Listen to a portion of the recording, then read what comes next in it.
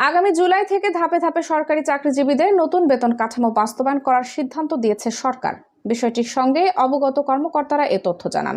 একাধিক সূত্র বলেছে, আগামী অর্থ বছরের বাজেট বিষয়ে বুধবার অর্থ মন্ত্রণালয়ের শীর্ষ নির্বাহীদের সঙ্গে বৈঠকে প্রধানমন্ত্রী তারেক রহমান এই নির্দেশনা দিয়েছেন। অর্থ মন্ত্রণালয়ের একজন ঊর্ধ্বতন কর্মকর্তা নাম না প্রকাশের অনুরোধ জানিয়ে বলেন, প্রধানমন্ত্রী ২৬-২৭ অর্থ বছরের প্রথম দিন থেকেই নতুন পে স্কেল বাস্তবায়নের সিদ্ধান্ত দিয়েছেন।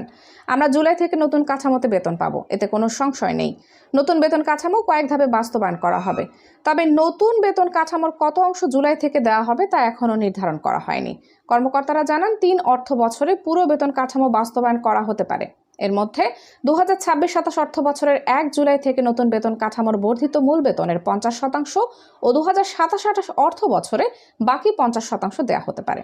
আর ২০২৮-২৯ অর্থ বছরে যুক্ত হতে পারে ভাতাগুলো। ধাপে ধাপে বাস্তবায়নের ফলে মূল্যস্ফীতির উপর চাপ যেমন কম হবে, তেমনি সরকারের অর্থায়নও সহজ হবে। আগামী অর্থবছর থেকে মূল বেতনের অর্ধেক দিতে ৩০,০০০ কোটি টাকারও বেশি সংস্থান রাখা হচ্ছে বলে জানান মন্ত্রণালয়ের কর্মকর্তারা।